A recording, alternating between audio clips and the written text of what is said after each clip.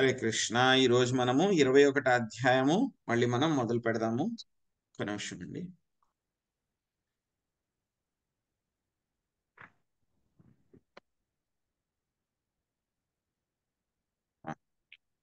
So ఈ యొక్క అధ్యాయం పేరు మనువు కర్దముల సంవాదము. మనువు అదేవిధంగా కర్దముని యొక్క సంవాదం అన్నమాట. సో ఇక్కడి నుంచి మనకి కొత్త సెక్షన్ మొదలైపోతుంది అన్నమాట. కర్దమముని దేవహూతి.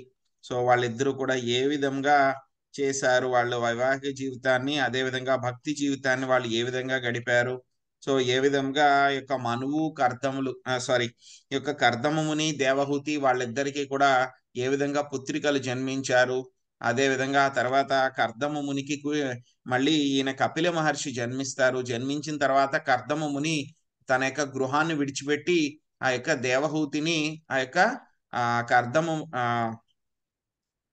యొక్క కపిల మహర్షి యొక్క ప్రొటెక్షన్ లో ఉంచి ఆయన వెళ్తారు. ఏ విధంగా మొత్తం సాంఖ్య యోగాన్ని అంతా కూడా తన తల్లి అయినటువంటి దేవహూతికి కపిల మహర్షి బోధిస్తారు. సో బోధించిన తర్వాత ఏ విధంగా యొక్క దేవహూతి భగవంతుడి యొక్క సాన్నిధ్యాన్ని, అభయాన్ని పొందగలిగింది అనేటువంటి అధ్యాయము మనకి ఇవన్నీ కూడా వస్తాయి అన్నమాట. వీటితోనే మనకి యొక్క 3వ స్కందం కూడా పూర్తవుతుంది అన్నమాట. చాలా ముఖ్యమైనటువంటి సంవాదము, వెరీ ఇంపార్టెంట్ సెక్షన్. ఈ సెక్షన్ లోనే మనకి ఏమొస్తుందంటే కనుక జీవుడు ఏ విధముగా యొక్క శరీరాలన్నీ కూడా మారుస్తూ ఉన్నాడు సిన్స్ టైమ్ ఇమ్మెమోరియల్. అంటే కనుక సమయం లెక్కలేదన్నమాట. మనకి గుర్తు లేనంత సమయం నుంచి కూడా ఏ విధంగా జీవుడు శరీరాలను మారుస్తూ ఉన్నాడు. సో అదే విధంగా ఒక తల్లి గర్భంలో జీవుడు ఏ విధముగా ఉంచబడతాడు, ఏ విధముగా 1వ రోజు ఏం జరుగుతుంది, 10వ రోజు ఏం జరుగుతుంది, నెల రోజుల తర్వాత ఏం జరుగుతుంది, బయటకు వచ్చిన తర్వాత ఏ విధంగా కర్మలు చేస్తూ ఉంటాడు, జీవుల యొక్క గతులు ఎలా ఉంటాయి, అవన్నీ కూడా చాలా గ్రాఫికల్ గా మొత్తం అంతా కూడా ఎక్స్ప్లెయిన్ చేస్తారు. సో అదే విధంగా సాంఖ్య శాస్త్రం మనం చాలా సార్లు చెప్పుకున్నాం. ఈ యొక్క 24 భౌతిక పరమైనటువంటి అంశాలు ఏవైతే ఉన్నాయో అవన్నీ కూడా ఎలా వచ్చినాయి. సో ఈ విషయాలన్నీ కూడా మనకి చాలా డీటెయిల్ గా వస్తాయి అన్నమాట. ఈ యొక్క సెక్షన్ లో చాలా ముఖ్యమైనటువంటి సెక్షన్. సో అదే విధంగా ఇంతకు ముందు కూడా మనం ఏం చేసాము, ఈ యొక్క దితి అదే విధంగా కశ్యప, సో వాళ్ళిద్దరూ కూడా గృహస్థ జీవితాన్ని ఏ విధంగా వాళ్ళు చేశారు, ఏ విధంగా చెయ్యకూడదు అనేటువంటి విషయాన్ని తెలుసుకున్నాం. సో అదే విధంగా ఆ యొక్క దేవహూతి కర్దమ వాళ్ళు గృహస్థ జీవితాన్ని ఏ విధంగా గడపాలి ఐడియల్ గా అనేటువంటి విషయాలు తెలుసుకుంటాం అన్నమాట. Very important section. వెళ్ళిపోదాము ఎటువంటి ఆలస్యం లేకుండా. మనువు కర్దముల సంవాదము. విదురం వాచ స్వయంభువస్య చ మనోర్వంశా పరమసత్తమా కత్యథా భగవన్ యత్ర మైథునే నైధిరే ప్రజా. విదురుడు పలికెను, స్వయంభూ మనువు వంశము పరమత్ సమ్మతమైనట్టిది. ఓ పూజనీయుడా, మైథున క్రియ ద్వారా సంతానము వృద్ధి చెందినట్టి ఆ వంశమును గూర్చి దయతో నాకు తెలియచేయుడు. హరే కృష్ణ ప్రభుజీ చదవండి మాతాజీ. హరే కృష్ణ ప్రభుజీ ప్రణామాలు. హరే భాష్యము. సత్సంతానమును వృద్ధి చేయుటకే గల నియమిత మైథున భోగము అంగీకార యోగ్యమైనది. కేవలము మైథున భోగం అందే లగ్నమైన మనుజుల చరిత్రను వినుటయందు విదురునకు ఏ మాత్రము అభిరుచి లేదు. కాని స్వయంభువ మనువు వంశమున్నడ అతడు ఆసక్తుడై ఉండెను. ఏలయన ఆధ్యాత్మిక జ్ఞానముతో తమ ప్రజలను అతి జాగ్రత్తగా కాపాడినట్టి భక్తులైన రాజులు ఆ వంశమునందు జన్మించి ఉండేది కనుక వారి కర్మల చరితమును వినుట ద్వారా మనుజుడు జ్ఞానవంతుడు కాగలడు. ఈ సందర్భమున ప్రయోగింపబడిన పరమ సమ్మత అను పదము మిగుల ప్రధానమైనది. స్వయంభువ మనువు అతని సంతానంచే సృజింపబడిన వంశము ప్రామాణికులచే ఆమోదితమైనదని అది సూచించుచున్నది. అనగా ఆదర్శనీయముకు సంతానమును వృద్ధి చేయుటకే గల మైథున క్రియను ఋషులు వేదవాగ్మయపు ప్రామాణికులు అనుమతింతురు. Hare Krishna Prabhuji. Thank you Prabhuji. Hare Krishna Mataji. So ఇక్కడ విదురుడు అడుగుతున్నారు, మైథున క్రియ ద్వారా సంతానము వృద్ధి చెందినటువంటి ఆ వంశాన్ని గురించి వివరించండి అంటున్నారు. అంటే గనక ఇక విదురుడికి ఏమిటి ఆ యొక్క ఇంట్రెస్ట్ ఏమిటి? జనరల్ గా ఎవరైతే గనక భక్తులు ఉంటారో వాళ్ళకి మైథున క్రియ వాటి గురించి అంతా కూడా టాపిక్స్ అన్ని కూడా ఇష్టం ఉండవు.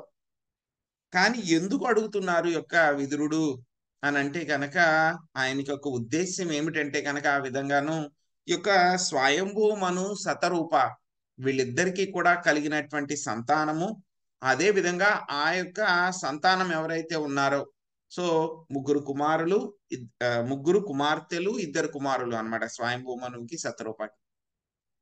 సో ఆ వంశంలో వచ్చినటువంటి వాళ్ళు ఎవరైతే ఉన్నారో వాళ్ళందరూ కూడా గొప్ప గొప్ప రాజులయ్యారనమాట. వాళ్ళందరూ కూడా ప్రజల్ని చాలా చక్కగా వాళ్ళు పరిపాలించారనమాట. ఇంతే కాకుండా వాళ్ళందరూ కూడా గొప్ప భక్తులు అనమాట. స్వయంభూ మను శతరూప ఇద్దరు కూడా ఏంటంటే కనుక గొప్ప వైష్ణవుల యొక్క కుటుంబం అన్నమాట. సో ఈయనకి విదురుడికి ఎందుకు ఇంట్రెస్ట్ అని అంటే కనుక వాళ్ళ యొక్క గృహ సంబంధమైనటువంటి విషయాల్లో ఎందుకు ఇంట్రెస్ట్, ఆయనకి ఆసక్తి ఎందుకంటే కనుక వాళ్ళందరూ కూడా గొప్ప వైష్ణవులు కాబట్టి వైష్ణవుల కుటుంబంలో వాళ్ళ యొక్క నడవడిక ఏ విధంగా ఉంది అనేటువంటి విషయాలను ఆయన తెలుసుకోవాలనుకుంటున్నారనమాట. సో అందుకనే ఆయన ఈ విషయాలను అడగటం జరిగిందనమాట. సో ఏ విధముగా స్వయంభూమను ఆయన రాజ్యం చేస్తూనే ప్రజల్ని పరిపాలిస్తూనే తన యొక్క ఇల్లంతా కూడా ఆ యొక్క ఒక టెంపుల్ లాగా అన్నమాట, ఒక మందిరం లాగా ఏ విధంగా మన యొక్క ఇంటిని కూడా ఒక మందిరం లాగా ఎలాగ ఉంచుకోవాలి అనేటువంటి విషయాల్ని స్వయంభూమను చేసి చూపించారనమాట. సో ఆయన ఏ విధంగా చేశారు, ఆయన యొక్క మందిరాన్ని అంతా కూడా ఇంటినంతా కూడా మందిరం లాగా అనేటువంటి విషయాలు మనం తెలుసుకుంటాం అన్నమాట.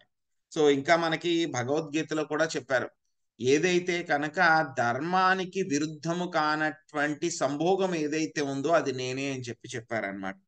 సో కాబట్టి అటువంటి మైథున క్రియ ఏదైతే ఉందో దేనికోసం, అది ఆ మైథున క్రియ దేనికోసం చేయాలి, ఏదో మన ఇంద్రియ తృప్తి చేసుకోవడం కాదు. ఎవరైతే కనుక ఆదర్శనీయమైనటువంటి సంతానాన్ని వృద్ధి చేయడం కోసం అని చెప్పేసి మనము యొక్క ఎవరైతే కనుక చేస్తూ ఉంటారో అటువంటి మైథున క్రియని ఋషులు, అదేవిధంగా వేద వాంగ్మయంలో ఉన్నటువంటి ప్రామాణికులు అందరూ కూడా అనుమతిస్తారనమాట. ఇప్పుడు మనం తెలుసుకుంటాం స్వయంభూమను ఆయన యొక్క వంశజులు అందరి గురించి కూడా తెలుసుకుంటాము. ఇంచుమించుగా స్వయంభూమను యొక్క వంశం గురించి తెలుసుకుంటేనే మనకి ఏమైపోతుంది, మనకి 6వ స్కందం దాకా వస్తుంది స్వయంభూమను వాళ్ళ వంశజుల గురించి అంతా కూడా. ఇక్కడ 3వ స్కందం మధ్యలోంచి మొదలైంది కదండి. సో వాళ్ళ యొక్క వంశాలు ఏవైతే ఉన్నాయో వాళ్ళ యొక్క మనవలు, ముని మనవలు, వాళ్ళందరూ కూడా గొప్ప గొప్ప భక్తులు అందరూ కూడా వచ్చారనమాట. సో వాళ్ళందరి గురించి చెప్పుకుంటూ వెళ్ళేసరికి మనకు 6వ స్కందం అయిపోతుంది. సో అంత గొప్ప వంశం అన్నమాట. అందుకని మైత్రేయుడు ఆ యొక్క స్వయంభూమను గురించి అడుగుతున్నారు, ఎందుకంటే ఆయనకి కొంచెం కొంచెం ఆల్రెడీ తెలుసు కాబట్టి, ఆయన భక్తుడు కాబట్టి ఇంకా డీటెయిల్ గా తెలుసుకోవాలనుకుంటున్నారు అనమాట. ప్రియం వ్రతోత్తానపాదౌ స్వతౌ స్వయంభువస్య వై యథా ధర్మం జుగుపత సప్తద్వీపావతి మహీం. స్వయంభూమను యొక్క ఇద్దరు తనయులు ప్రియంవ్రతుడు, ఉత్తనపాదుడు సప్తద్వీప సమన్వితమైన ధరణినంతటిని ధర్మానుసారముగా పాలించిరి. చదవమంటారా ప్రభుజీ? చదవండి మాతాజీ. హరే కృష్ణ మాతాజీ. Prabhuji thank you. భాష్యము ప్రభుపాదుల వారికి జై. శ్రీమద్ భాగవతము సైతము విశ్వపు వివిధ భాగములకు చెందిన గొప్ప పాలకుల చరిత్రయే. ఈ శ్లోకమున స్వయంభూ మనువు తనయులకు ప్రియవ్రతుడు, ఉత్తానపాదులు పేర్కొనబడిరి. సప్తదీపములనగా విభజించబడి ఉన్న ఈ ధరణిని వారు పాలించి ఉండేది. ఆసియా, ఐరోపా, ఆఫ్రికా, అమెరికా, ఆస్ట్రేలియా, ఉత్తర ధ్రువమండలము, దక్షిణ ధ్రువమండలము అనుచు నేటికి ఈ సప్తద్వీపములు కలవు. శ్రీమద్ భాగవతమునందు భారతీయ రాజులందరి క్రమానుగత చరిత్ర లేకున్నాను ప్రియవ్రతుడు మరియు ఉత్తానపాదుడు, శ్రీరామచంద్రుడు, ధర్మరాజు వంటి అతి ముఖ్యమైన రాజులు చరిత్రలో మాత్రమే పొందబరిచినవి. అట్టి ధార్మికులైన రాజులు కర్మలో శ్రవణ యోగ్యములగుటయే అందులకు కారణము. వాటిని అధ్యయనం చేయడం ద్వారా జనులు లాభములు పడేయగలరు. హరే కృష్ణ ప్రభుజీ. Thank you Prabhuji. హరే కృష్ణ మాతాజీ. యొక్క స్వయంభూమనుకి ఇద్దరు కుమారులు అనమాట. మనం చెప్పుకున్నాం, పెద్ద ఆయన పేరు ఏంటంటే కనుక ప్రియంవ్రతుడు, రెండవ ఆయన పేరు ఉత్తనపాదుడు అనమాట. కానీ ఏంటంటే కనుక ప్రియంవ్రతుడు కన్నా ముందు ఉత్తనపాదుడికి మొత్తం రాజ్యాన్ని అంతా కూడా ఆయన ఇస్తారనమాట. ఆయన యొక్క రాజ్యం ఎంత వరకు ఉంది అని అంటే కనుక మొత్తము ఇక్కడ ఏం చెప్పారు మనకి, సప్తద్వీప సమన్వితము, మొత్తం 7 ద్వీపాలు కూడా కలిసి ఉన్నటువంటిది అని చెప్పారనమాట.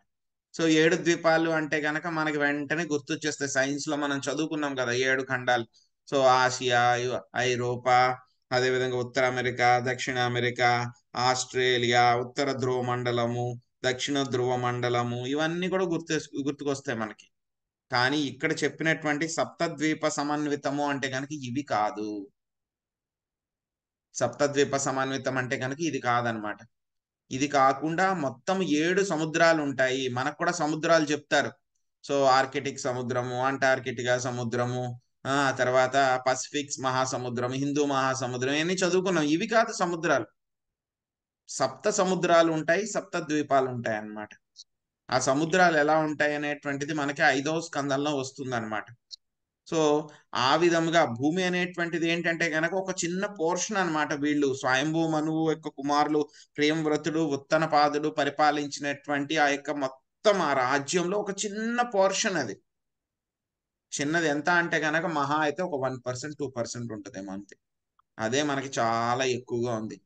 వాళ్ళు ఇంకా 98%, ఈ 2% కాకుండా మొత్తం మనకు తెలిసినటువంటి భూమే కాకుండా ఇంకా 98% మొత్తం సప్త సముద్రాలు, సప్త ద్వీపాలతో కలిసి ఉన్నటువంటి భూమండలాన్ని అంతటినీ కూడా వాళ్ళు ధర్మానుసారముగా పరిపాలించారు అని చెప్పి చెప్తున్నారన్నమాట. శ్రీమద్ భాగవతంలో మనకి అటువంటి గొప్ప గొప్ప రాజులు ఎవరైతే ఉన్నారో వాళ్ళ గురించిన వర్ణనం వస్తుంది. అంతేగాని ఏదో రాజుగారు వచ్చారు, ఆయన ఏదో వచ్చేసాడు, ఇచ్చేసాడు, ఏదో యుద్ధం చేశాడు, వాళ్ళని కొట్టాడు, అవి కాదు. వాళ్ళు ఏ విధంగా గొప్ప గొప్ప రాజులు భక్తి చేశారు, వాళ్ళు భక్తి చేస్తూ వాళ్ళు ప్రజలను ఏ విధంగా ధర్మ మార్గంలో నడిపించారు, సంరక్షించారు అనేటువంటి విషయాలు ముఖ్యమైనటువంటివి ఏవైతే ఉన్నాయో శ్రీరామచంద్ర ప్రభు గురించి కానీ, ధర్మరాజు గురించి కానీ, వీళ్ళ గురించి మనకి శ్రీమద్ భాగవతంలో చెప్పడం జరిగింది అనమాట. ముఖ్య ఉద్దేశం ఏమిటంటే కనుక రాజుల గురించి కాకుండా ఆ యొక్క రాజులు ఏ విధంగా భక్తి చేశారనేటువంటిది, గొప్ప గొప్ప రాజుల గురించి అంతా కూడా చెప్పడం జరిగింది అనమాట. తస్య వైదుహిత బ్రహ్మాన్ దేవహూతీతి విశ్రుత పత్ని ప్రజాపతే రుక్త కర్దమస్య త్వయా నఘా. ఓ బ్రాహ్మణుడా, పాపరహితుడా, దేవహూతి నామము కలిగిన అతని తనయ కర్దమ ప్రజాపతికి భార్యయని నీవు పలికి ఉంటివి. విదురుడు అడుగుతున్నారన్నమాట. హరే కృష్ణ ప్రభుజీ. చదనా ప్రభుజీ. చదవండి మాతాజీ. భాష్యముపై శ్రీల ప్రభుపాదికి జై. ఇచ్చట మనము స్వయంభూ మనువుని గురించి పలుకుచున్నాము, కానీ భగవద్గీత యందు మాత్రము మనము వైవస్వత మనువును గురించి విని ఉంటిమి. ప్రస్తుత కాలము వైవస్వ మనువుకి చెందినట్టిది. స్వయంభూ మనువు పూర్వకాలమునందు రాజ్యమేలి ఉండెను. అతని చరిత్ర వరాహ యుగము, వరాహవతమును ఆవర్భించిన కల్పము నుండి ఆరంభమగును. బ్రహ్మదేవుని ఒక దినపు సమయమున 14 మనువులుందురు. అట్టి ప్రతి మనువు జీవితమందు ప్రత్యేక సంఘటనలు కలువు. ఆ విధంగా భగవద్గీతకు చెందిన వైవస్వత మనువు ఈ స్వయంభూ మనువునకు భిన్నుడై ఉన్నాడు. Hare Krishna Prabhuji. Thank you Prabhuji. Hare Krishna Mataji. So మనం చెప్పుకున్నాం చాలా సార్లు, బ్రహ్మదేవుడికి ఒక రోజులో మొత్తం ఎంతమంది మనువులు ఉంటారండి? 14 మనువులు. 14 మంది మనువులు. 14 మంది మనువులు ఉంటారన్నమాట. సో మొట్టమొదటి మనువు ఎవరు అంటే కనుక స్వయంభూ మనువు అన్నమాట. స్వయంభూ మనువు అన్నమాట. సో ఆయన యొక్క భార్య శతరూప. సో వాళ్ళిద్దరు ఎవరి దగ్గర నుంచి వచ్చారు? బ్రహ్మదేవుని నుంచి. బ్రహ్మదేవుడి దగ్గర నుంచి వాళ్ళిద్దరు వచ్చారు అన్నమాట. సో మనకి ప్రస్తుతం జరుగుతున్నటువంటి మనువు యొక్క కాలం ఏమిటంటే కనుక వైవస్వత మనువు అన్నమాట. సో వైవస్వత మనువు అంటే కనుక వివస్వానుడు అన్నమాట. ఆయన వివస్వానుడు యొక్క కుమారుడు అన్నమాట ఆయన. సో ఈ యొక్క వైవస్వత మనువు యొక్క కాలం జరుగుతుంది అనమాట. కానీ స్వయంభూ మనువు కాలం ఈయన కన్నా ముందు 6 మనువులు ఉన్నారనమాట. 6వ మనువు పేరు చాక్షుష మనువు అన్నమాట. మనం చెప్పుకున్న యొక్క చాక్షుష మన్వంతరంలోనే మనకి వరాహస్వామి వచ్చారు. వరాహస్వామి వచ్చి ఏం చేశారు? ఆయన భూమిని రక్షించడమే కాకుండా హిరణ్యాక్షుణ్ణి కూడా చంపారు ఆయన. ఇప్పుడు 6వ మన్వంతరంలో జరిగింది, చాక్షుష మన్వంతరంలో జరిగింది అనమాట. సో ఇక్కడ మనువు గురించి చెప్తున్నారనమాట. సో ఇక్కడ అడుగుతున్నారు, విదురుడు ఏం అడుగుతున్నారు? ఈ యొక్క దేవహూతి అనేటువంటి పేరు కలిగినటువంటి ఆయన యొక్క కుమార్తె ఉన్నది. ఎవరికి? స్వయంభూ మనువుకి, శతరూపకి. సో ఆవిడ కర్దమ ప్రజాపతికి భార్య అయింది అని చెప్పి మీరు పలికినారు. అని చెప్తున్నారు. ఆ తర్వాత ఇంకేం అడిగారో చూద్దాం. తస్యాం స వై మహాయోగి యుక్తాయాం యోగ లక్షణై ససర్జకతితా వీర్యం తన్మే శుశ్రూషవే వధా. అష్టవిధ యోగ సిద్ధులు కలిగిన రాణి ద్వారా ఆ మహాయోగి ఎంతమంది సంతానమును కనెను. ఆ విషయమును విన కుతూహలుడనైనందున దానిని దయతో నాకు తెలియచేయుడు. హరే కృష్ణ ప్రభుజీ. హరే కృష్ణ ప్రభుజీ. మాతాజీ దయచేసి హ్యాండ్స్ రైజ్ చేయండి, అందరూ అలా చేస్తున్నాం అడుగుతుంటే తెలియట్లేదు. ప్రభుజీ. చేశారా మాతాజీ? ఆ, నేను పిలుస్తాను. అలాగే ప్రభు. శాంతి మాతాజీ చదవండి. హరే కృష్ణ. కృష్ణ కృపామూర్తి శ్రీల ప్రభుపాదుల వారి భాష్యం. ప్రభుపాదికి జై. ఇచట విదురుడు కర్దమ ముని అతని భార్యకు దేవహుతి వారి సంతానమును గురించి ప్రశ్నించుచున్నాడు. అష్టాంగ యోగమున దేవహుతి మిగుల పరిణితి చెంది ఉన్నట్లుగా ఇచట వర్ణితమైనది.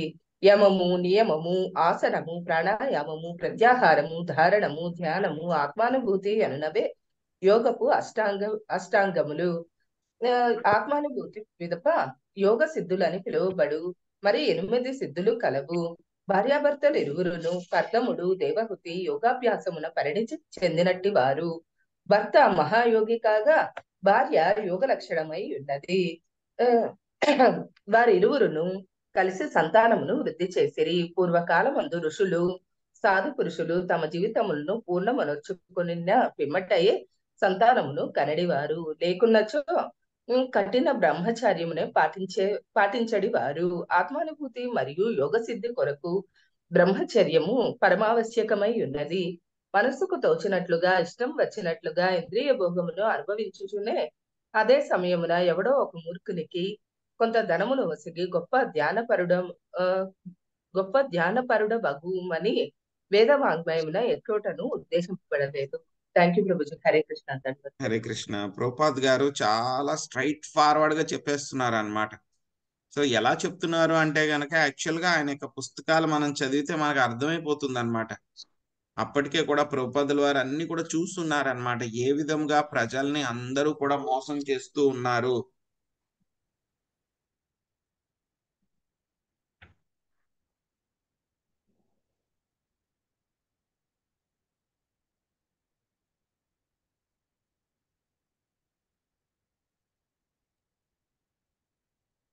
సారీ. సో ప్రభుపాద్ గారు చెప్తున్నారనమాట, మనం ఏ విధంగా చేయకూడదు, ఏ విధంగా మోసపోకూడదు అని చెప్పేసి ప్రభుపాద్ గారు చెప్తున్నారనమాట.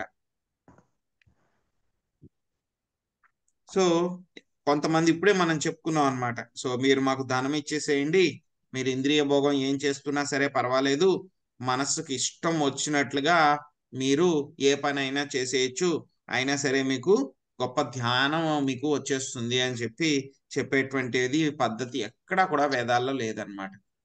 ఇక్కడ దేవహూతి కర్దమ వాళ్ళిద్దరికీ ఉన్నటువంటి క్వాలిఫికేషన్స్ ఏమిటి అంటే కనుక మనకి చెప్తారు కదండి, మేడ్ ఫర్ ఈచ్ అదర్ అంటారు కదా. సో వీళ్ళిద్దరూ కూడా మేడ్ ఫర్ ఈచ్ అదర్ అనమాట. సో ఏమిటి వాళ్ళిద్దరూ ఏ విధంగా మేడ్ ఫర్ ఈచ్ అదర్ అంటే కనుక వాళ్ళిద్దరికీ కూడా ఒక చాలా పెర్ఫెక్ట్ అయినటువంటి లక్షణాలు ఉన్నాయన్నమాట. ఏంటంట, భర్త మహాయోగి, కర్దముని గొప్ప యోగి అన్నమాట. భార్య ఆవిడేం తక్కువ కాదు, ఆయన మహాయోగి అయితే ఈవిడ కూడా యోగ లక్షణ. ఎంత అంటే కనుక ఈవిడ దేవహూతి మొత్తము యోగంలో యమ, నియమ, ఆసన, ప్రాణాయామ, ప్రత్యాహార, ధారణ, ధ్యాన, సమాధి ఇవన్నీ ఏవైతే ఉన్నాయో 8 రకాల స్థాయిలు ఉన్నాయో వాటిల్లో కూడా ఆవిడ కూడా కర్దమ మునితో సమానంగా పరిపూర్ణత్వాన్ని సాధించింది. ఈ విధంగా వాళ్ళిద్దరూ కూడా తపస్సు చేసి ఆ యొక్క యోగంలో పరిపూర్ణత్వాన్ని సాధించిన తరువాతనే వాళ్ళు సంతానాన్ని వృద్ధి చేశారు. ఇది వరకు అందరూ కూడా అలాగే చేసేవాళ్ళు అన్నమాట. ముందుగా వాళ్ళ భాగవతంలో మనం చూస్తూ ఉంటాం, ఎవరైనా సరే ముందు వాళ్ళు ఆ యొక్క గృహస్థాశ్రమంలోకి వెళ్ళాలంటే కనుక ముందు వాళ్ళు ఏం చేస్తున్నారు, వాళ్ళు పెర్ఫెక్షన్ తెచ్చుకుంటున్నారు అన్నమాట. ఆత్మానుభూతిని పొందిన తర్వాత అప్పుడు వాళ్ళు సంతానాన్ని వృద్ధి చేస్తున్నారు అన్నమాట వాళ్ళు. సో అదే విధంగా వీళ్ళిద్దరు కూడా ఏం చేస్తారు, వివాహం అయిన తర్వాత దేవహూతి కర్దమ ఇద్దరు కూడా చాలా కఠినమైనటువంటి తపస్సులు ఆచరిస్తారనమాట. ఆచరించిన తర్వాత వాళ్ళకి పెర్ఫెక్షన్ వచ్చిన తర్వాత అప్పుడు వాళ్ళు గృహస్థాశ్రమంలోకి వెళ్ళిన తర్వాత ఏం చేస్తారు, వాళ్ళు ఎంత సంతానాన్ని కంటారనమాట. ఇక్కడ విదురుడు అడుగుతున్నారు, ఎంతమంది సంతానాన్ని వాళ్ళిద్దరూ కూడా కన్నారు. సో కాబట్టి ఈ విషయాన్ని వినడానికి నేను చాలా ఆతురుడిగా ఉన్నాను, కాబట్టి దీని గురించి నాకు చెప్పండి అని చెప్పి చెప్తున్నారనమాట. రుచిర్యో భగవాన్ బ్రహ్మాన్ దక్షో వా బ్రాహ్మణాసుతః యథా ససర్జ భూతాని లబ్ధ్వా భార్యాం చ మానవీం. ఓ బ్రాహ్మణుడా, పూజనీయుడగు రుచి మరియు బ్రహ్మసుతుడగు దక్షుడు స్వయంభూ మనువు యొక్క మిగిలిన 2 కుమార్తెలను భార్యగా పొంది ఏ విధముగా సంతానమును వృద్ధి చేసిరో తెలియచేయుడు. లక్ష్మీదేవి మాతాజీ చదవండి. హరే కృష్ణ ప్రభుజీ. భాష్యము. సృష్టి ఆరంభమున ప్రజాభివృద్ధి కావించిన మహానుభావులందరూ ప్రజాపతులు అని పిలువబడింది. బ్రహ్మదేవుడు కూడా అతని సంతానము వలనే ప్రజాపతి అని పేర్కొనబడినవాడు. వాయంభువు మనువు సైతము ప్రజాపతిగా పిలువబడినాడు. బ్రహ్మదేవుని మరొక సుతుడగు దక్షుడును ఆ రీతినే తెలియబడిను. స్వయంభువు మనువుకు ఆకూతి, ప్రసూతి అను మరి 2 కుమార్తెలు కలరు. ప్రజాపతి యగు రుచి ఆకూతిని పరిణయమాడగా దక్షుడు ప్రసూతిని పరిణయమాడిను. ఈ జంటలు మరియు వారి సంతానము సమస్త విశ్వమును జనబాహుళ్యముతో నింపుటకు ప్రజాభివృద్ధి కావించిరి. ఆది యందు వారు ఏ విధముగా సంతానమును కనిరి అనుట విదురుని ప్రశ్నయే ఉండెను. హరే కృష్ణ ప్రభుజీ. హరే కృష్ణ మాతాజీ. సో మొత్తం స్వయంభూ మనుకి 5 సంతానం అన్నమాట. 2 కుమారుల గురించి మనం చెప్పుకున్నాం, ప్రియంవ్రత, ఉత్తనపాద. అదేవిధంగా 3 కుమార్తెలు. ఆ కుమార్తెల్లో కూడా మొట్టమొదటగా ఆయన ఎవరి గురించి ఆయన చర్చించారు, ఈ యొక్క దేవహూతి గురించి చర్చించారు. ఎందుకు దేవహూతి గురించి చర్చించారు అంటే కనుక, దేవహూతి యొక్క కుమారుడే వెంటనే ఎవరు వస్తున్నారు అంటే కనుక కపిల మహర్షి. సో కపిల భగవానుడు అన్నమాట. సో కాబట్టి ఆయన గురించి తెలుసుకోవాలి కాబట్టి ఫస్ట్ మొట్టమొదటిగా ఆవిడ గురించి చెప్పారు. ఇంకొకటి దేవహూతి యొక్క లక్షణాలు అన్నమాట. ఆవిడ ఎంత గొప్ప, యోగంలో ఆవిడ ఎంత గొప్పగా ఉన్నారనేటువంటి విషయాల్ని కాబట్టి ఫస్ట్ ఆవిడ గురించి చెప్పారన్నమాట. సో ఆ తర్వాత మళ్ళీ ఆవిడికి మళ్ళీ 2 అక్క చెల్లెళ్ళు ఉంటారనమాట. అకూతి, ప్రసూతి, దేవహూతి, మొత్తం 3. సో అకూతిని రుచికిచ్చి వివాహం చేస్తారు, దక్షుడికి ప్రసూతినిచ్చి వివాహం చేస్తారు. సో దక్షుడి గురించి, ఆయన యొక్క చరిత్ర గురించి అంతా కూడా మనం ఆల్రెడీ చర్చించుకున్నాం అన్నమాట. సో ఏ విధంగా దక్షుడికి ప్రసూతికి పుట్టినటువంటి సంతానము, అదే విధంగా సతీదేవి ఎలా పుడుతుంది, ఆ తర్వాత సతీదేవి ఎలా అయితే కనుక ఆవిడ శరీరాన్ని త్యాగం చేస్తుంది, ఆవిడ ఆత్మహత్య చేస్తుంది, ఈ విషయాలన్నీ కూడా మనం ఆల్రెడీ దక్ష చరిత్రలో మనం తెలుసుకున్నాం ఇంతకు ముందే. సో ఇక్కడ మళ్ళీ అదే అడుగుతున్నారు అనమాట. సో వాళ్ళ యొక్క సంతానాన్ని ఏ విధంగా వృద్ధి చేశారనేటువంటి విషయాన్ని కూడా ఈయన అడుగుతున్నారనమాట. సో దీనికి సమాధానంగా మైత్రేయుని సమాధానం చెప్పడం మొదలు పెడుతున్నారు. ప్రజాసృచేతి భగవాన్ కర్దమో బ్రహ్మణోదిత సరస్వత్యాం తపస్తేపే సహస్రాణం సమాదశ. మైత్రేయ ముని ఇట్లు సమాధానం ఒసగెను. ప్రపంచమున ప్రజాభివృద్ధి కావించుటకు బ్రహ్మదేవునిచే ఆజ్ఞాపింపబడి పూజనీయుడగు కర్దము ముని సరస్వతీ నదీ తటమున 10,000 సంవత్సరములు తపమాచరించెను. హరే కృష్ణ ప్రభుజీ, చదవమంటారా? హరే కృష్ణ, చదవండి మాతాజీ. హరే కృష్ణ ప్రభుజీ, ధన్యవాద్ ప్రణామాలు. కృష్ణ కృపామూర్తి శీల ప్రభుపాదికి జై. భాష్యము. పూర్ణత్వమును బడియుటకు ముందు కర్దవముని 10,000 సంవత్సరములు యోగ విధానమున ధ్యానమును కావించినని ఇచ్చట అవగతమవుతున్నది. అదే విధముగా వాల్మీకి ముని సైతము పూర్ణత్వమును బడియుటకు ముందు 60,000 సంవత్సరములు ధ్యానము కావించినని మనకు తెలియవచ్చుచున్నది. అనగా దీర్ఘాయువు 1,00,000 సంవత్సరములు కలిగిన వారే యోగ విధానమును విజయవంతముగా నిర్వహింపగలరు. అదే విధముగా యోగమునందు పూర్ణత్వము సాధింపగలరు. లేని ఎడల నిజమగు పూర్ణత్వమునకు అవకాశమే లేదు. నియమపాలనము, ఇంద్రియ నిగ్రహము, వివిధములగు ఆసనములు అభ్యసించుట ఎనవి కేవలము ప్రాథమికమై ఉన్నవి. ప్రతిరోజు కేవలము 15 నిమిషాలు ధ్యానము చేయుట ద్వారా భగవానుడితో ఏకమయ్యడి పూర్ణత్వము ప్రాప్తించునని వారికేడి బూటకు యోగపు విధానము జనులు ఏ విధముగా మోహితులగుదురో నేను ఎరుగజాలను. ఈ యుగము కలియుగము అబద్ధాల కలహాల యుగము. నిజమునకు అట్టి పనికిమాలిన ప్రాతినిధ్యముతో యోగ పూర్ణత్వము సిద్ధించే అవకాశమే లేదు. కనుకనే కలియుగమునందన హరినామమును మించి వేరొకటి లేదు. కలవు నాస్తైవ అని వేదవాంగ్మయమును ముమ్మారు స్పష్టముగా నొక్కి చెప్పింది. హరే కృష్ణ ప్రభుజీ, దండవత్ ప్రణామం. హరే కృష్ణ మాతాజీ. సో శ్రీల ప్రభుపాదుల వారి పుస్తకాలు ఎవరైతే చదువుతారో వాళ్ళు ఎవ్వరు కూడా మోసపోరండి. వాళ్ళు మోసపోవడానికి అవకాశమే లేదు. కానీ మనం కావాలని చెప్పి తెలిసి మోసపోతే కనుక అది వేరే విషయం. కానీ కావాలని తప్పు మార్గంలో వెళ్తే కనుక పడిపోవడం తప్పితే గాని శ్రీల ప్రభుపాదుల వారి యొక్క పుస్తకాలు చదివితే కనుక ఎవరైనా సరే ఈ యొక్క ఆధ్యాత్మికతలో ఎవ్వరు కూడా మోసపోరు అనమాట. ఎందుకంటే ఆయన అడుగు అడుగున కూడా చెప్తున్నారనమాట, మీరు ఇది చెయ్యొద్దు, కొంతమంది ఇలాగ చేస్తూ ఉంటారు, వాళ్ళ యొక్క ట్రాప్ లో పడిపోకండి అని చెప్పి ఎప్పటికప్పుడు ఆయన యొక్క పుస్తకాల్లో చెప్తూనే ఉంటారు. చాలా సార్లు చెప్పారనమాట ఈ విషయాలు.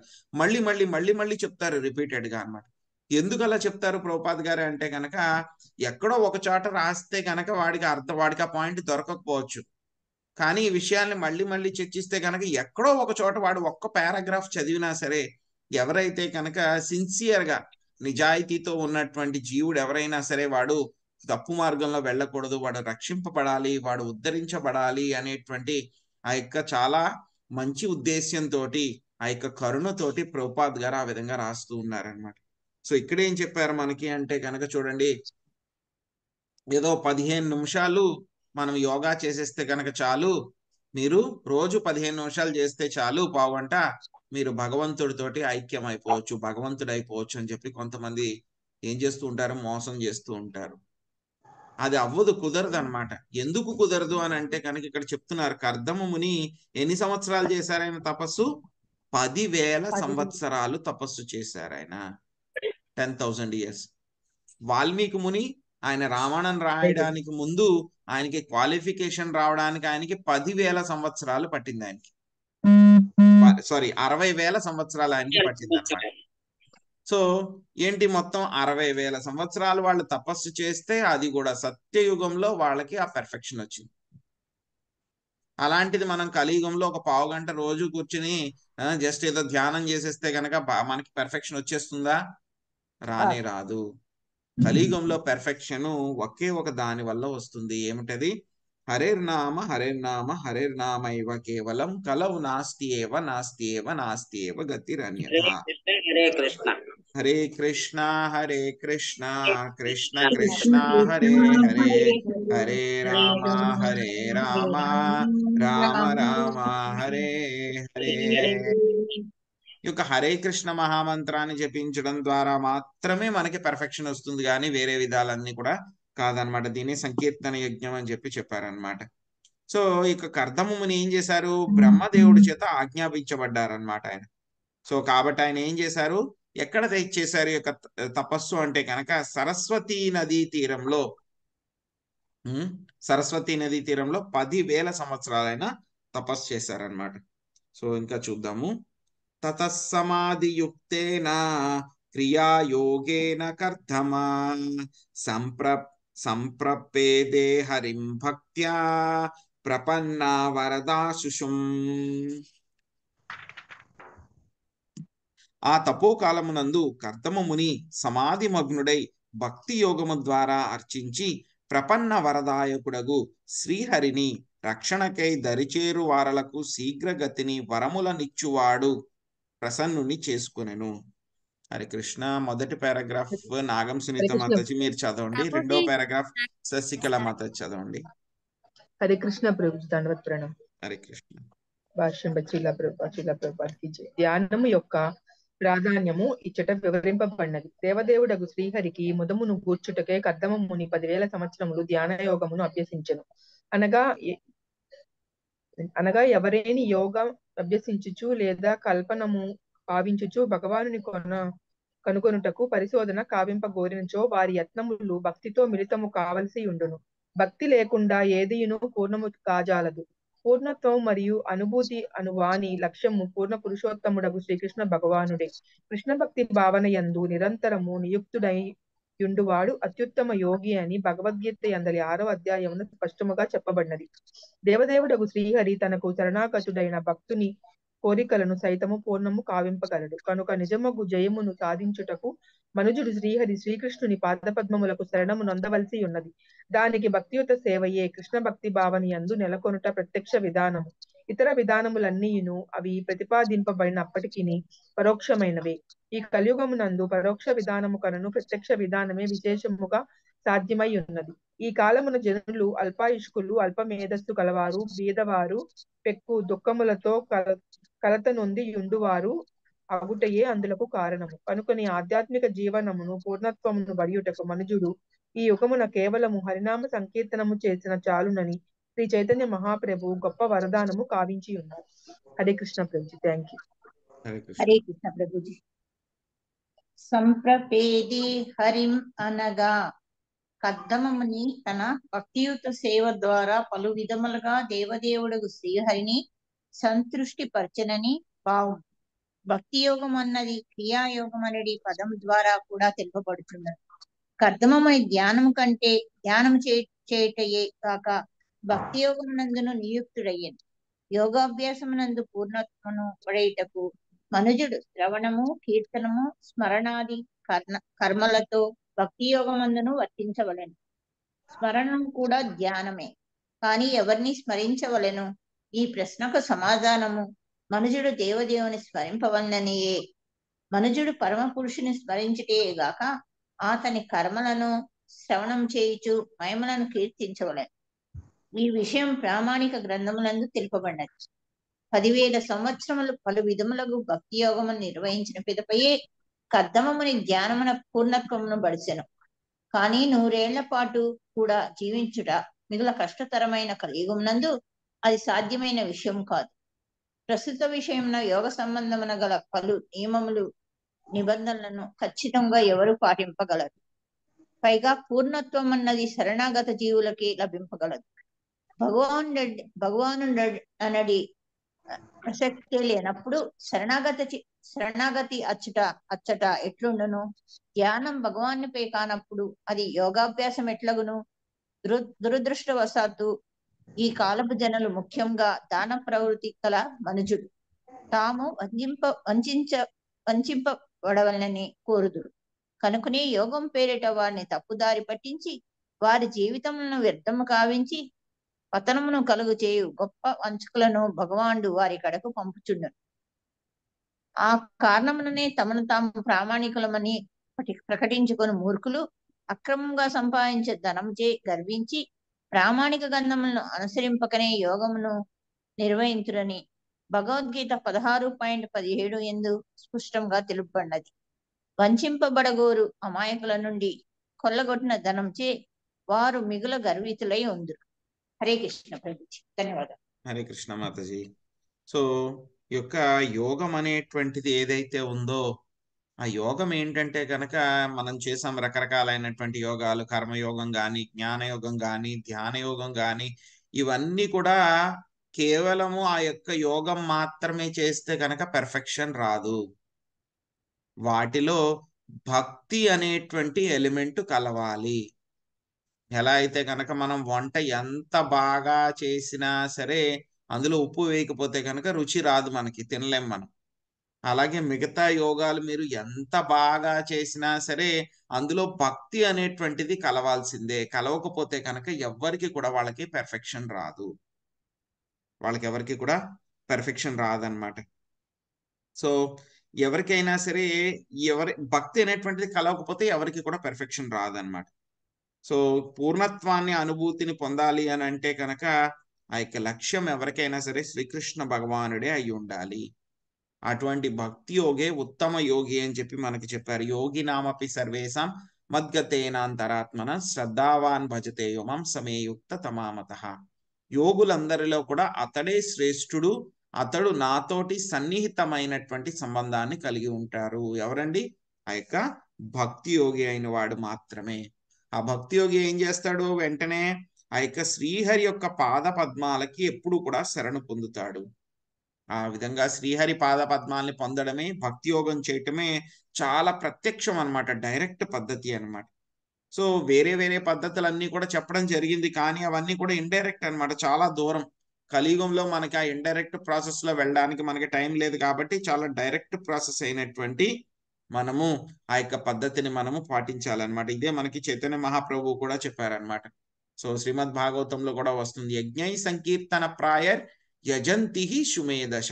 కలియుగంలో ఏం చేస్తారంట, ఎవరైతే బాగా తెలివి ఉన్నటువంటి వాళ్ళు, సుమేధశ మంచి తెలివితేటలు ఉన్నటువంటి వాళ్ళు ఏం చేస్తారంట, యొక్క సంకీర్తన యజ్ఞాన్ని చేస్తారు.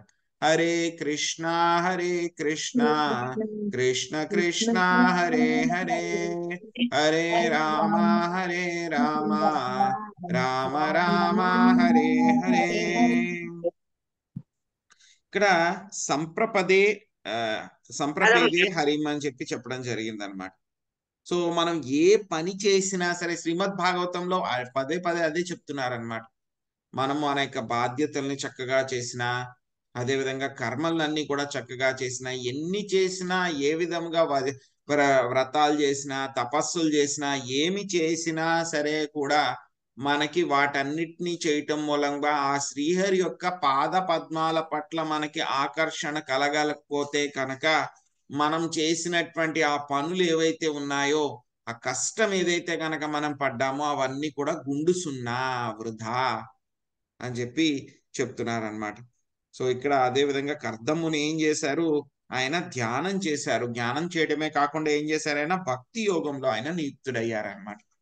సో ఆ విధంగా స్మరణం మనకి నవవిధ భక్తుల్లో చెప్పుకున్నాం, శ్రవణం, కీర్తనం, విష్ణు స్మరణం, పాద సేవనం, అర్చనం, వందనం, దాస్యం, సాఖ్యం, ఆత్మ నివేదనం అని చెప్పుకున్నాం. సో అందులో స్మరణం అనేటువంటిది కూడా ఏంటి, భగవంతుని గురించి తలుచుకోవడము, అది కూడా ధ్యానమే అన్నమాట. సో ఆ విధంగా అదే కాకుండా ఏం చేయాలి, ఆయన యొక్క కర్మలు అవన్నీ కూడా మనం వింటూ ఉండాలి, మహిమలను కీర్తిస్తూ ఉండాలి. ఇదే మనకి ప్రామాణిక గ్రంథాల్లో అంతా కూడా చెప్పారనమాట. సో ఆ విధంగా ఆయన 10,000 సంవత్సరాలు అలా చేసిన తర్వాత భగవంతుడి యొక్క సాక్షాత్కారం అవుతుంది అనమాట కర్దమునికి. సో త్వరలోనే మనం చూస్తాం అన్నమాట.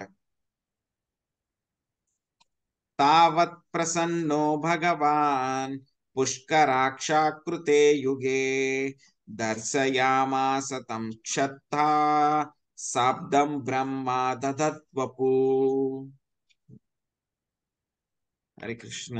శ్రీదేవి మాతాజీ మీరు ట్రాన్స్లేషన్ చదవండి మాతాజీ, తర్వాత రత్నకుమారి మాతాజీ మీరు భాష్యం చదవండి. హరే కృష్ణ ప్రభుజీ. పిదప ఆ సత్యయుగమున కమలలోచనుడు అగు భగవానుడు మందిన వాడై కర్దవ మునికి దర్శనమొసగి కేవలము వేదముల ద్వారా అవగతమయ్యడి తన దివ్య రూపమును ప్రదర్శించెను. హరే కృష్ణ. భాష్యం చదివాను ప్రభుజీ గారు. భాష్యం రత్నకుమారి మాతాజీ చదవండి. హరే కృష్ణ ప్రభుజీ. రత్నకుమారి మాతాజీ చదవండి. నేనే చదువుతున్నాను ప్రభుజీ. భాష్యం బై శ్రీల ప్రభుపాదుల వారికి జై. ఇచ్చట 2 విషయములు ప్రధానమైనవి. మొదటిది ఏమనగా కర్దమముని సత్యయుగపు ఆరంభమునందు యోగాభ్యాసమున జయమును సాధించెను. అప్పుడు జనులు 1,00,000 సంవత్సరముల కాలము జీవించేడి వారు. కర్దమముని కృతకృత్యుడు కాగా అతని ఎడ ప్రసన్నుడైన భగవానుడు తన రూపమును ఊహాత్మకము కానిది ప్రదర్శించెను. మనుజుడు తన మనస్సును తాను ఊహించడి ఏదో ఒక రూపంపై లేదా తనకు ప్రియమైన దానిపై కేంద్రీకరింపవచ్చునని కొన్ని మార్లు నిరాకారం ఉపదేశించుచుందురు. కానీ భగవానుడు తన దివ్య కరుణచే కర్దమమునికి చూపిన రూపము వేదవాంగ్మయమున వర్ణితమైనదని ఇచ్చట స్పష్టముగా తెలుపబడినది. శాబ్దం బ్రహ్మ అనగా భగవానుని రూపములు వేద వాంగ్మయమున స్పష్టంగా సూచింపబడినవి. అనగా కర్దమముని భగవానుని యొక్క ఏదియోనొక కాల్పనిక రూపమును మూర్ఖులు ఆ రీతిని ఆరోపింతురు. కాల్పనిక రూపమును కనుగొనలేదు. అతడు దేవదేవుని Sachchidananda విగ్రహమునే వాస్తవముగా గాంచెను. Thank you Prabhuji. Hare Krishna. ధన్యవాద ప్రణాం Prabhuji. Hare Krishna Mataji. So ఏమైందంట, ఆ విధంగా ఆయన భక్తి యోగంలో ఆయన పెర్ఫెక్షన్ సాధించిన తర్వాత సత్యయుగంలో ఆయన ఏం చేశారు, భగవంతుడికి చాలా సంతోషపరిచారు. కాబట్టి ఆ సంతోషపడినటువంటి భగవానుడు ఏమిటండి, ఆయన కర్దమమునికి దర్శనాన్ని ఇచ్చారనమాట. ఆయన ఏ రూపంలో ఆయనకి దర్శనం ఇచ్చారు అని అంటే కనుక వేదాల ద్వారా తెలుసుకోదగినటువంటి దివ్య రూపాన్ని ఆయన దర్శించారు. సో ఎప్పుడు జరిగింది యొక్క ఇన్సిడెంట్? మనకి సత్యయుగంలో జరిగింది అనమాట. అప్పుడు వాళ్ళ యొక్క ఆయుర్దాయము 1,00,000 సంవత్సరాలు ఉండేదన్నమాట. సో 1,00,000 సంవత్సరాలు ఉండేటువంటి వాళ్ళు ఒక 10,000 సంవత్సరాలు తపస్సు చేయడం అనేటువంటిది పాసిబుల్ అవుతుంది అనమాట. కానీ కలియుగంలో మనకి ఎంత అండి ఆయుర్దాయము? 100 సంవత్సరాలు. 100 సంవత్సరాల్లో మనము ఆ యొక్క 10,000 సంవత్సరాల తపస్సు ఎలా చేస్తాం? మనము చెయ్యలేము అనమాట. సో ఆ 10,000 సంవత్సరాల తపస్సు కాకుండా కొంతమంది ఏం చెప్తారు, రోజుకో పావుగంట చేస్తే చాలండి అంటారు. ఎక్కడ సరిపోద్ది రోజుకో పావుగంట చేస్తే? సో కనీసం ఆ 10,000 సంవత్సరాల్లో మనం ఒక 10 సంవత్సరాలు కూడా చేయలేము. సో ఎలా వచ్చేస్తుంది మనకి పెర్ఫెక్షన్? అది కూడా వాళ్ళు సత్యయుగంలో 10,000 సంవత్సరాలు చేశారు. కలియుగంలో మన మైండ్ అసలు మన కంట్రోల్లోనే ఉండదు. అలాంటిది మనం 10 సంవత్సరాలు చేసేస్తే ఎలా వచ్చేస్తుంది రిజల్ట్? రాదనమాట. సో ఇక్కడ మనకి కర్దమ ముని ఆయన దర్శించినటువంటి రూపం ఏదైతే ఉందో శాబ్దం బ్రహ్మ. సో ఏవైతే కనుక ఆ శబ్దము యొక్క వేద వాంగ్మయంలో ఏదైతే కనుక రూపం చెప్పారో ఆ రూపాన్ని ఆయన దర్శించుకోగలిగారనమాట. సో నిజమైనటువంటి సచ్చిదానంద విగ్రహాన్ని ఆయన వాస్తవంగా చూడగలిగారనమాట. సో ఆ తర్వాత ఆ యొక్క రూపం యొక్క వర్ణన ఏ విధంగా ఉంటుంది? సో కర్దమ ముని స్వామిని ఏ విధంగా ప్రార్థించారు, స్వామి ఏ విధంగా వరాలు ఇచ్చారు, ఆయన జీవితం ఎలా ఉంటుందని చెప్పి స్వామి డైరెక్షన్ ఇచ్చారు అనేటువంటి విషయాలు మనం చూస్తాం అన్నమాట వచ్చేటువంటి శ్లోకాల్లో. స్వామి ఏం చెప్తారంటే గనక భక్తులు ఎప్పుడైనా సరే ఈ విధంగా వాళ్ళకి దర్శనం ఇస్తే గనక వాళ్ళకి మొత్తం లైఫ్ లో ఏం జరగబోతుంది, వాళ్ళ లైఫ్ లో వాళ్ళు ఏ విధంగా పెర్ఫెక్షన్ సాధిస్తారు అనేటువంటి విషయం అంతా కూడా చెప్పేస్తారు. కర్దమ మునికి కూడా అదే విధంగా చెప్తారు. ఆ తర్వాత ధ్రువ మహారాజుకు కూడా అదే విధంగా చెప్తారు. సో మొదట్లోనే మీకు ఏం జరగబోతోంది, ఏం జరుగుతుంది అని చెప్పి మొత్తం చెప్పేస్తారనమాట. సో ఆ విధంగా భక్తులు నడుచుకుంటూ ఉంటారు. సో ఏం జరిగింది తర్వాత అనేటువంటి విషయాలు, ఆయన యొక్క రూపం ఎలా ఉంది అనేటువంటి విషయాలు మనకి వచ్చేటువంటి శ్లోకాల్లో తెలుసుకుందామండి. హరే కృష్ణ. రేపు క్లాస్ ఉంటుందా ప్రభుజీ? మాతాజీ రేపు క్లాస్ లేదు మాతాజీ, ఎందుకంటే రేపు గౌరవ పూర్ణిమ కదండి. టెంపుల్లో అవును. సాయంత్రం అభిషేకం అన్ని కూడా ఉంటాయి, అక్కడికి వెళ్ళాలి. సో అందుకని రేపు సాయంత్రం క్లాస్ లేదు మాతాజీ. మళ్ళీ మనం మంగళవారం కలుసుకుందాము. ఓకే ఇది ఫాస్టింగ్ ఎప్పుడు దాకా ఉండాలి ప్రభుజీ? సో మాతాజీ రేపు సాయంత్రం వరకు మనకి మూన్ రైజ్ వరకు మాతాజీ, మూన్ రైజ్ అన్నమాట. మూన్ రైజ్ ప్రభుజీ వరకు ఉండాలి. ఏదన్నా తినొచ్చా ప్రభుజీ? ఏకాదశి పుట్టి తినొచ్చా? యాక్చువల్ గా అయితే కనుక ఏకాదశి టెంపుల్లో అయితే కనుక ఏకాదశి ప్రసాదంతోనే ఫాస్ట్ బ్రేక్ చేస్తారు మాతాజీ రేపు. పొద్దున్నుంచి ఏం తినకూడదు ప్రభుజీ? పొద్దున్నుంచి అంటే కనుక అంటే మన ఓపికని బట్టి. సో మనకి